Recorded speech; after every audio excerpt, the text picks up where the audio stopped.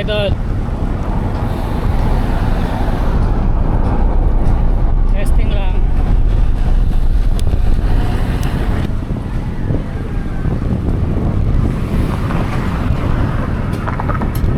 Testing lang natin.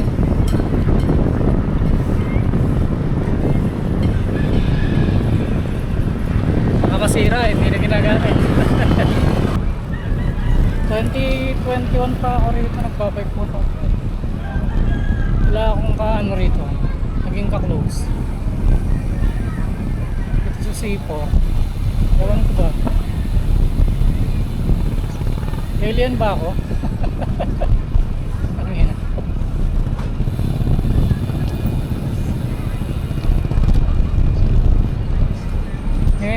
Kumakausap dito sa akin, ano lang eh, pag may manghiram ng multi-tool, yun lang. Tapos one time may nagtrangko sa likod ko, yun lang, kumausap sa akin. Baka wala pang 10 tao kumakausap sa akin dito.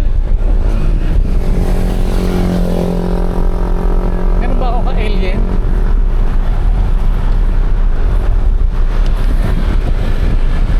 Mowa, tumayo ka lang konti kakausap ka ng mga tao rin. Ewan ko kung bakit dito, ewan ko. Siguro nasa akin yung problema.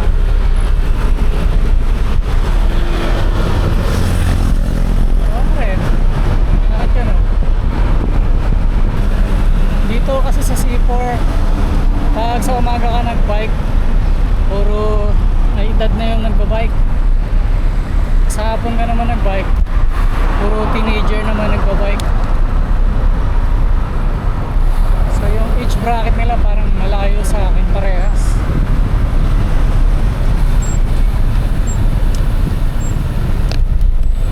Wala akong nakikitang malapit sa edad ko. Sa pangpak yung mga nasa umaga mabibilis, marami sila mabibilis.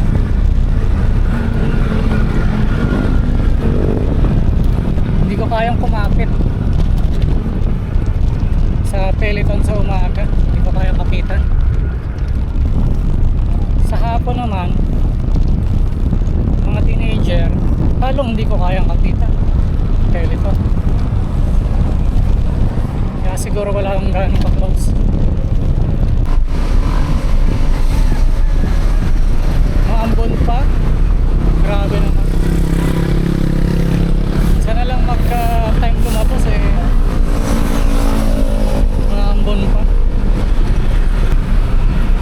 Mas natuwa akong mag-ensayo rin kasi sa MOA ang layo eh. Tapos mas maraming kamote sa MOA kaysa dito sa C4.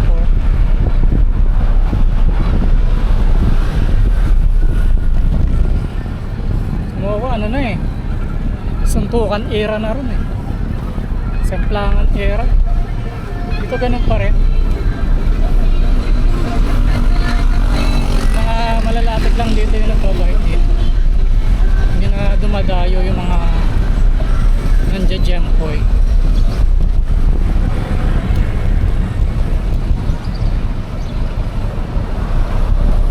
Nakahalo ka nga lang sa traffic, pero okay lang.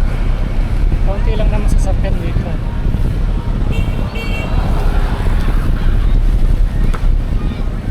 Pero sana dumami na ulit yun ng pabike.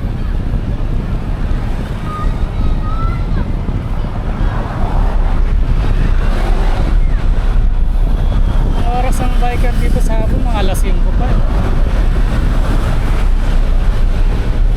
Pag inabot ka kasi rito ng alas 5, 5:30, oras na ng uwian ng mga nagtatrabaho.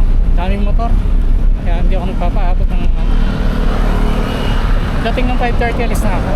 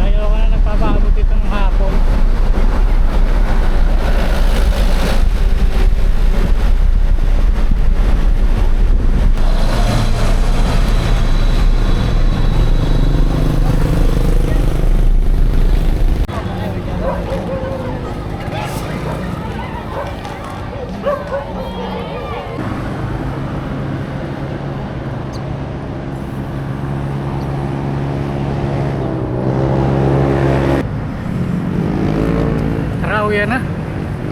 Boring na. Kulimlim.